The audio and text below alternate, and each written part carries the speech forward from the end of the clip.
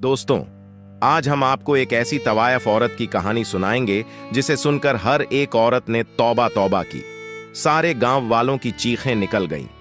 हर कोई हैरान परेशान हो गया। कैसे एक तवायफ औरत जानवर बन गई उसके साथ? अल्लाह पाक ने ऐसा क्यों किया है? इस जालिम औरत का गुनाह जिसके करने से अल्लाह पाक ने इसे ऐसी भयंकर सजा दी। वीडियो को लाइक, चैनल को सब्सक्राइब जरूर करें। आइए देखते हैं दोस्तों। बगदाद के शहर में एक नेक और खूबसूरत नौजवान रहता था जिसकी खूबसूरती की हर कोई तारीफ करता था। इस लड़के के माँ बाप बचपन ही में इंतकाल कर गए थे। मस्जिद के मौलवी साहब ने इसकी तरबियत की थी। जब वह बड़ा हो गया, अपना कमाने खाने लगा। उसके घर में एक छोटा सा तोता भी रखा हुआ था। वह नौजवान अपने घर में कुरान पाक की तिलावत किया करता था और तोता भी पास होता था। आहिस्ता आहिस्ता वह तो तोता भी कुरान की आयतें सीख गया और उनको अपनी जुबान से अदा किया करता था। वह तोता थोड़ा थोड़ा बोला करता था। अल्लाह वाले नौजवान इस तोते को यही सिखाया करते थे कि हमेशा सच बोलना। सच बोलने वाले को अल्लाह ताला बहुत पसंद करता है। उसके घर के पास एक तवायफ का घर था। वह तवायफ बहुत ही खूबसूरत थी। इस तवायफ के मामा ने एक दिन इस तवायफ को कह दिया कि बाजी, आपके हुस्न का पूरा गांव दीवाना है, मगर एक नौजवान है जिसने कभी आपको नजर उठाकर भी नहीं देखा। वह बहुत नेक और शरीफ इंसान है। मस्जिद से सीधा घर आता है और घर से मस्जिद तक उसकी रसाई है। वह तवायफ औरत कहने लगी, यह कैसे हो सकता है? मेरी खूबसूरती को देखकर बड़े बड़े शरीफ भी अपनी शराफत भूल जाते हैं, गुनाह कर बैठते हैं। यह कौन सा इतना बड़ा आलिम हाफिज है जो मुझे नहीं देखता? उसकी मुलाजिमों ने कहा, आप चाहो तो आजमा कर देख लो। उसने कहा, ठीक है। अब इस तवायफ ने अपना भेष बदला और एक शरीफ लड़की के कपड़े पहनकर मस्जिद के दरवाजे के आगे जाकर खड़ी हो गई, ताकि जब भी वह लड़का आए उसको किसी न किसी बहाने से बुला सके, बहका सके। वह लड़का जब भी नमाज पढ़ने आता कभी भी नजर उठाकर उसको नहीं देखता। नजर झुकाकर मस्जिद में जाता और नजर झुकाकर वापस अपने घर को चला आता। इसी तरह दिन गुजरते गए, मगर इस लड़के ने कभी नजर उठाकर उस तवायफ की तरफ नहीं देखा था। एक दिन वह तवायफ जानबूझकर जमीन पर गिर पड़ी। इस नौजवान ने जब इस लड़की को जमीन पर पड़े हुए देखा तो उस नौजवान ने सबसे पूछा कि यह लड़की कौन है? वहां खड़े हर इंसान ने कहा, इस लड़की को हम नहीं जानते, क्योंकि उस तवायफ ने अपना भेष बदला हुआ था। वहां खड़े लोगों ने कहा, यह किसी गरीब घर की लड़की मालूम होती है। नौजवान ने कहा, उसको उठाए और मेरे घर पर पहुंचा दे। फिर लोग उस लड़की को उठाकर उस लड़के के घर ले गए। लड़की सोचने लगी, मेरा पहला मकसद कामयाब हो गया। अब मैं इस नौजवान को, इस अल्लाह वाले इंसान को आसानी से बहका सकती हूं और रात की तन्हाई में बहका और भी आसान होगा। वह लड़का ईशा की नमाज पढ़ने मस्जिद में गया। वह औरत उसका इंतजार कर रही थी। उसने आकर पूछा, आपकी तबीयत कैसी है? वह तवायफ औरत कमजोरी का बहाना बनाने लगी और आंखों ही आंखों में अपना शैतानी हुस्न दिखाने लगी। इस तवायफ औरत ने हर तरह के तीर चलाए, मगर वह अल्लाह वाले नौजवान को अपने जाल में फंसाने में नाकाम हो गई। वह थक हार कर लेट गई और सोचने लगी कि एक बूढ़ा इंसान भी होता तो वह भी मेरे पीछे आ जाता। यह पता नहीं किस मिट्टी का बना हुआ है, मेरा कोई इशारा नहीं समझ रहा। उस अल्लाह वाले नौजवान ने उससे पूछा, आपका इस दुनिया में कौन है? माँ बाप कहाँ है? आपका घर कहाँ है? उसने कहा, इस पूरी दुनिया में मेरा कोई नहीं है। और यह कहकर वह रोना शुरू हो गई। उस अल्लाह वाले नौजवान ने जब यह सुना तो उसको बहुत दुख हुआ और नौजवान ने उस लड़की से कहा कि आप मेरे लिए एक गैर मरम औरत हैं और आपका मेरे साथ रहना ठीक नहीं। इस बदक औरत ने जब यह सुना तो कहने लगी, मैं कहां जाऊंगी? उस नौजवान ने कहा, आज रात आप मेरे साथ यहां ठहर सकती हैं, मगर सुबह आपको जाना ही होगा। यह बात सुनकर बदमलगी कि किस तरह इससे गुनाह करवाऊं, मगर फिर भी वह थक हार कर हर तरीके से नाकाम रही। सुबह उस अल्लाह वाले नौजवान ने मौलाना साहब से मशवरा किया कि एक गरीब औरत मेरे घर में रह रही है, मैं बहुत परेशान हूं, क्या करूं? मौलाना साहब ने कहा, अगर उसका इस दुनिया में कोई नहीं है, लावारिस है, तो फिर तुम उससे निकाह कर लो। आखिरकार एक ना एक दिन तो तुमने शादी करनी ही है। उस नौजवान ने वापस आकर उस लड़की को बताया कि मौलाना साहब कह रहे हैं कि मैं तुमसे निकाह कर लूं। यह सुनकर वह खौफ अज़दा हो गई और सोचने लगी कि मेरा तो इरादा निकाह करने का नहीं है। मैं तो उससे नाजायज ताल्लुकात कायम करना चाहती हूं, इसकी बीवी बनने नहीं आई। इस बदक औरत ने उस नौजवान को कहा, मुझे आज रात सोचने का टाइम दीजिए, मैं सुबह आपको बता दूंगी। वह रात भर सोचती रही, आखिर करूं तो क्या करूं। फिर उस औरत ने फैसला किया, चलो झूठ मूठ ही सही, आखिर यह नौजवान तो मुझे मिलेगा, जब मेरा काम हो जाएगा तब मैं उसके घर से भाग जाऊंगी। सुबह होते ही उसने इस नौजवान से कहा, मैं आपसे निकाह करने के लिए तैयार हूं। यह सुनकर वह नौजवान बहुत खुश हुआ। अल्लाह पाक ने मुझे मौका दिया कि मैं किसी बेसहारा का सहारा बन सकूं और इस तरह एक औरत की जिंदगी भी बच जाएगी। उसने मौलाना साहब को बुलाया और निकाह करवा लिया। सब लोग नौजवान की शादी से बहुत खुश हुए। उसने निकाह कर लिया। वह नौजवान तो अल्लाह ताला की इबादत करने वाला था। कुछ दिन गुजरे, जब उस औरत का उस अल्लाह वाले से दिल भर गया तो वह कहने लगी कि अब मुझे यहां से जाना चाहिए, मैं यहां कैसे रह सकती हूं, अब मैं तो उसी दुनिया में वापस जाना चाहती हूं, लेकिन उस लड़के के निकाह में हूं, उसकी बीवी हूं। उस बदक औरत ने अपनी मुलाजिम को पैगाम भेजा कि मैं यहां से निकलना चाहती हूं, कोई बंदोबस्त करो। वह मुलाजिम उसके पास आई और कहने लगी कि अब आप उसकी बीवी बन चुकी हैं, यहां से कैसे निकलेंगी, आपने ऐसा क्यों किया था। इस बटामज औरत ने कहा, मैं उसकी खूबसूरती में इतनी पागल हो चुकी थी कि मैं किसी तरीके से उसे जलील करना चाहती थी, क्योंकि वह लड़का तो मुझे देखता भी नहीं था, तो फिर मैं और क्या करती। मुझे मजबूरन इससे निकाह करना पड़ा, मगर अब मुझे यह पसंद नहीं, मैं यहां से निकलना चाहती हूं। मुलाजिम ने उसको कहा कि आप ऐसा करें, उसे तलाक ले लें, और वह कहने लगी, नहीं, मैं उसे तलाक नहीं ले सकती, क्योंकि वह बहुत अच्छा इंसान है और मुझे यह कभी भी तलाक नहीं देगा। वह बदक औरत बोलने लगी, मुझे इतना शरीफ इंसान नहीं चाह, क्यों ना मैं ऐसा करूं कि इसको मार देती हूं। और अपने कोठे वाली जिंदगी को याद करने लगी, जहां हर रोज अमीर अमीर लोग मेरे यहां आया करते थे, मेरे ऊपर हजारों दीनार निछावर किया करते थे। मुझे उसके साथ नहीं रहना। उसने मुलाजिमों से बोला कि तुम मुझे जहर ला कर दो ताकि मैं इसको मार दूं। जब मुलाजिम ने यह सुना तो वह मुलाजिम जहर का इंतजाम करने लगी। इस मुलाजिम ने उसको जहर ला कर दिया, और जब रात को अल्लाह वाला नौजवान घर आया तो वह बदक औरत सज संवर कर उसके सामने आई और कहने लगी, मैं अभी आपके लिए खाना लेकर आती हूं। जब वह खाना लेने गई तो उसने खाने में जहर मिला दिया। अब वह जो तोता जो उसके घर में हर वक्त मौजूद रहता था, यह सब देख रहा था। उस तोते ने चीखना चिल्लाना शुरू कर दिया, बचाओ बचाओ। वह अल्लाह वाला नौजवान उसके पास आया और कहने लगा, आज तुम इतना क्यों चीख रहे हो। तोता फिर बोला, बचाओ बचाओ। उसकी यह बात सुनकर वह बहुत हैरान हो गया।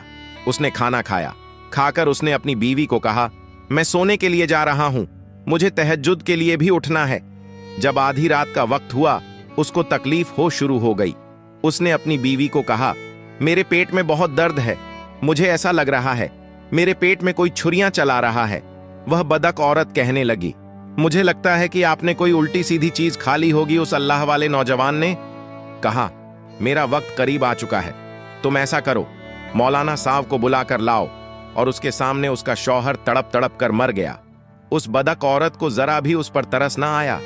अल्लाह नौजवान ने मरते वक्त कलमा शहादत की तिलावत की और उसकी जान निकल गई, और वहां तोता चिल्ला रहा था, बचाओ बचाओ।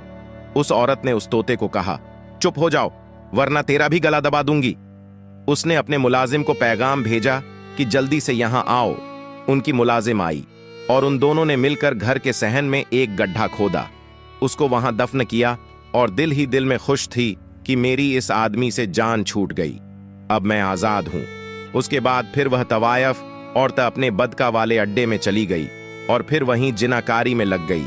मोहतरम नाजरीन, अल्लाह पाक ने उसको एक जिंदगी दी थी। अगर वह चाहती तो अपने गुनाहों से तौबा कर सकती थी, अपने शौहर की तरह नेक और परहेज औरत बन सकती थी। अगर वह चाहती अपनी बाकी बची हुई जिंदगी संभल सकती थी, मगर उसने अपने हाथों से ही अपनी दुनिया को बर्बाद कर लिया, बल्कि अपने शौहर को जहर देकर उसका कत्ल कर दिया। वह अब तवायफ भी थी, मगर अब वह एक कातिल भी बन चुकी थी। जब सुबह फज्र का वक्त हुआ, मौलाना साहब ने नमाज पढ़ाई और देखा कि उसका शागिर्द कई दिनों से नमाज पढ़ने नहीं आया, तो वह बहुत परेशान हुए और उनके घर में आया। उसका दरवाजा खटखटाया, मगर उसके घर का दरवाजा किसी ने नहीं खोला।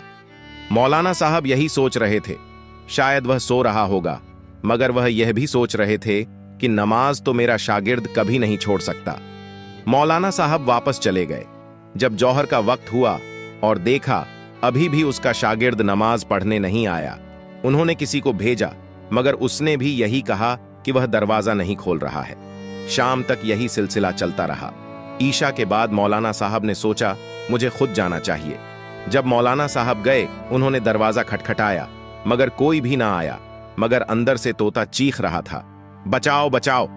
मौलाना साहब समझ गए कुछ तो गड़बड़ है। उन्होंने पूरा मोहल्ला इकट्ठा किया, दरवाजा तोड़ा, और जब दरवाजा तोड़कर अंदर दाखिल हुए तो देखा कि घर खाली था, सिवाय उस तोते के उस घर में और कोई ना था। और वहां सब यही समझ रहे थे कि मियां बीवी कहीं घूमने गए हुए हैं। रात को तहज्जुद का वक्त हुआ। मौलाना साहब को बेचैनी महसूस होने लगी। उन्होंने अपनी बीवी से कहा, मुझे ऐसा लगता है कि मेरा शागिर्द तकलीफ में है, वह किसी ना किसी परेशानी में है। उनकी बीवी ने कहा, नहीं, उनकी नई नई शादी हुई है, हो सकता है मियां बीवी कहीं घूमने गए हों। मौलाना साहब ने कहा, वह मुझे बिना बताए नहीं जा सकता। उनकी बीवी ने कहा, आप परेशान ना हो, सो जाएं। मौलाना साहब अपने बिस्तर पर गए और सो गए, मगर मौलाना साहब ने ख्वाब में देखा कि उसका शागिर्द रो रहा है और उनके कपड़ों पर खून पड़ा हुआ है। मौलाना साहब उठे और उस ख्वाब का बयान अपनी बीवी को सुनाया। उन्होंने कहा, आप बार बार सोच रहे हैं, इसलिए आपको ऐसे ख्वाब आ रहे हैं। और फिर मौलाना ने दूसरी रात वही ख्वाब देखा, मगर तीसरी रात भी वही ख्वाब देखा कि उनका शागिर्द उन्हीं कपड़ों में खून से लथपथ है और रो रहा है। मौलाना साहब ने ऐसा किया कि उठकर वजू किया और उन्होंने पढ़ाई शुरू कर दी। मौलाना साहब जैसे जैसे कुरान की आयतें पढ़ रहे थे, वैसे वैसे से उनका राज खुलता जा रहा था और उनको बताया गया कि घर के शहन में जाकर देखो। अब मौलाना साहब बहुत परेशान थे कि मुझे इसके घर का इशारा क्यों मिल रहा है। मौलाना साहब अपने साथ मोहल्ले के कुछ लोगों को लिए उस अल्लाह वाले नौजवान के घर गए और उनको देखते हुए वह तोता फिर से चिल्लाना शुरू हो गया। जब जमीन को खोदा गया तो वह तड़प कर रह गए। वह सोच भी नहीं सकते थे कि यह उनका प्यारा शागिर्द उनको इस हालत में मिलेगा।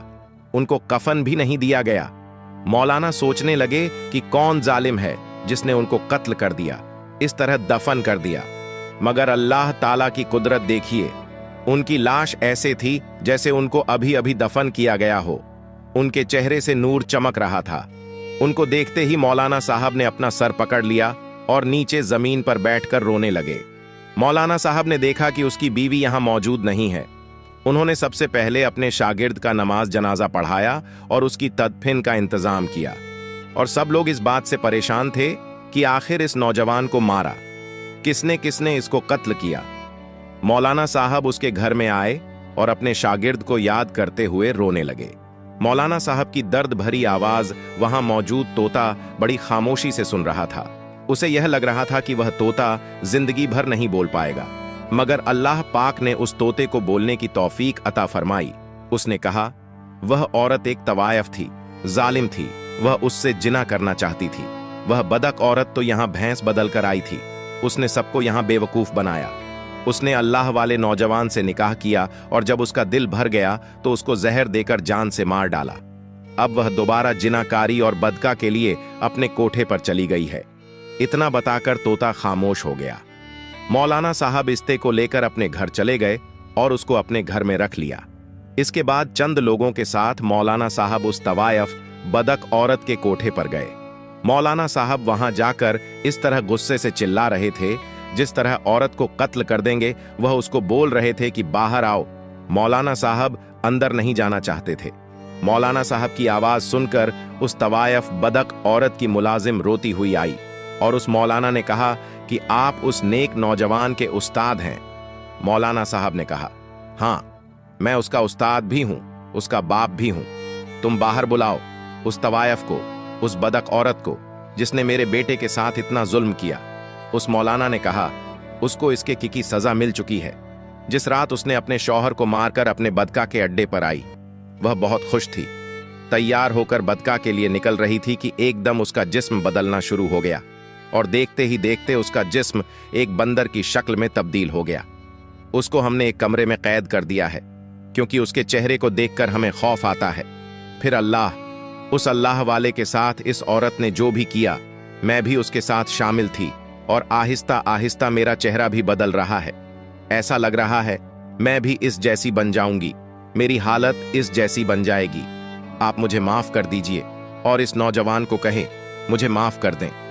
अल्लाह पाक ने हमारी दुनिया ही जन्नम बना दी है। इस मौलाना साहब ने कहा, अल्लाह पाक ने तुम्हारी सजा को तुम्हें दुनिया में ही दे दिया, अब मैं क्या कर सकता हूं? मेरा बेटा तो शहादत की मौत पा चुका है, मगर तुम्हारी मालकिन तो हमेशा के लिए बंदर की शक्ल में तब्दील हो गया। अल्लाह पाक से दुआ है कि अल्लाह पाक हमें बुराई से बचने और नेक आमाल करने की तौफीक अता फरमाए। आमीन। ऐसी ही इस्लामिक वीडियो देखने के लिए हमारे चैनल को सब्सक्राइब करके हमारी फैमिली का हिस्सा बनना मत भूलिए।